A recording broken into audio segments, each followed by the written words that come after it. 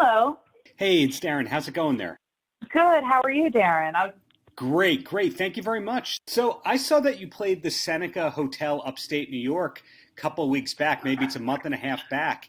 And for those who didn't get to see you live, what's a Mickie James live show like? It's exciting. We have so much fun with it. Like, we build out our shows to really just be, a good range of like my songs, the songs that I wrote, and the songs that I play. However, it's like a party. It's fun. I like to say that our style is very like country southern rock kind of thing. So it's definitely like a blended kind of show. Um, but it's just we had such a good time, and I'd been up at Seneca Casino a couple weeks prior for the Native American Music Awards, and then came back like 2 weeks later for that show. So it was the first time I'd performed as an artist there, and it was just amazing. And we had such a great crowd, and it was just fun. And we like to have fun at our shows, So if you can't have a good time out there, there's no sense in doing it.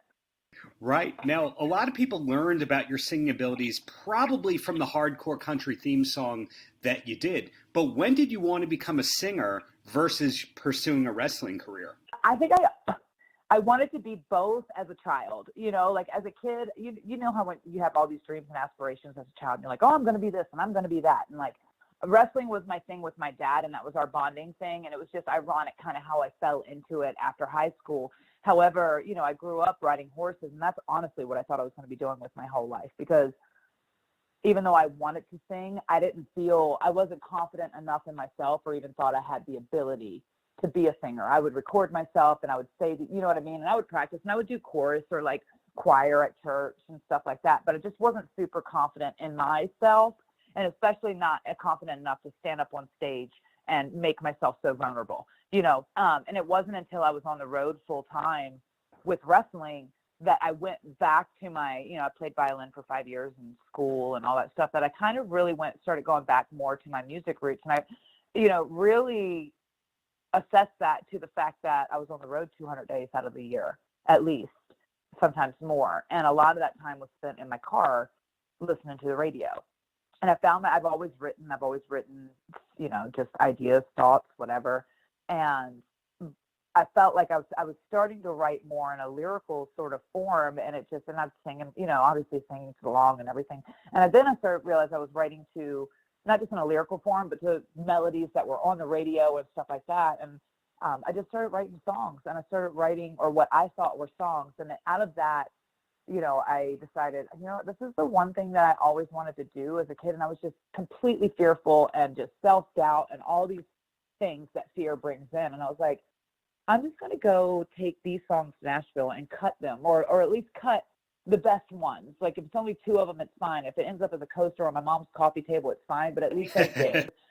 I don't want to have that look back at my life and go like, why didn't I ever do that? Like, it was only because I was scared. And you know what I mean? And so I did, and I came, and that was about 2008 that I brought these, a collection of stuff that I wrote down.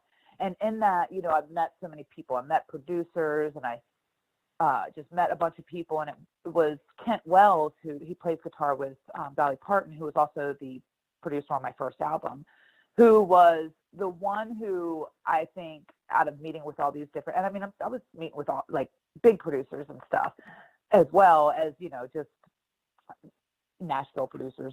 And he was the one that believed in me, or like really made me believe in myself, I think. And he was like, Mickie, you have these great songs, and these are great. He goes, I want to put you with songwriters. I want to get you, strengthen your songwriting ability, because I think that you genuinely have talent. He goes, but you also have a unique sound that doesn't sound like anyone in Nashville right now. And you have such a unique story and background. He goes, I would really, rather than just cut these couple songs for you as more of just like a vanity project for you, as I would rather take you in and really try to hone and find, so you can start finding yourself in this if it's something that you're serious about. And through that process of building my first album with him, I really started to believe in myself a bit more. And then we released that first album. It just got such, it was only like my 3 of the songs that I wrote on it. We got songs from different songwriters and publishing companies. And, but out of that, I met with a bunch of different songwriters as well to continue to keep writing.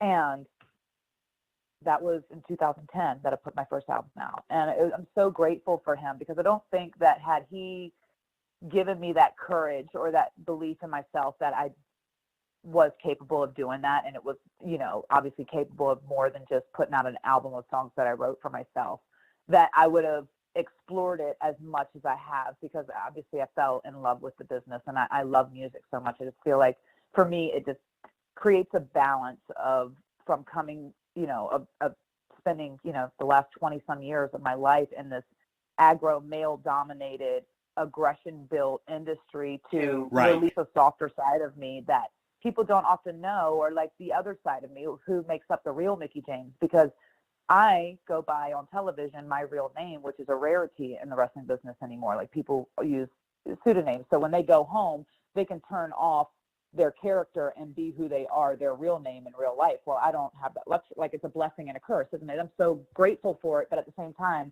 you meet me in the street, it's still Mickie James. So people have trouble, like, you know, differentiating the balance between television personality and real life. You know, like, they think I'm just that person all the time. Good guy, bad guy, indifferent, rather than, so I just feel like this allows me to just have this creative outlet to release all these thoughts and emotions and life stories of both myself and my friends to the universe and to the people out there who actually want to hear it. And it's just amazing for me. It's therapeutic, and I love it so much. And now here I am going on 4 albums almost later. So we've, 2 full albums and a bunch of singles, and we're getting ready to release an EP. And then I have hopefully later this year, I'm putting out an album of all originals, all stuff that I've written, which will be a first time I've done that. So I'm really excited about that. And going back to something you said, if you don't mind here, that kind of sing along to the radio and all that instilled that confidence in you. Was there not a phase in your life where you sang in high school talent shows and you had a garage band or anything like that? No, I never had a garage band. We lived in the country. We didn't have garages. We had sheds. But I just sang, like, I did choir in school, like, but more as an elective. I played the violin for 5 years. I played both through, you know, 2 years in middle school and 3 years all the way up until about my junior year in high school. I played, you know, the violin. But I never sang in chorus. And obviously we would put on, you know, as a younger child, they make you do those plays, don't you? You did Mary Poppins and we did all that stuff. But no, I did chorus in school, and I would do choir, you know, in church, but not full time, you know, because it just, I showed horses. Like, that's what we did. We trained and showed horses. So most of my weekends were consumed with the farm and riding and breaking and training these horses to get them ready for the show ring. I mean, I sang in my car. I would sing on these. I'm going to date myself right now, but, like, you know, on the A side, B side with the microphone plugged into your radio, like, recorded myself singing. That's not at all dating yourself, believe me.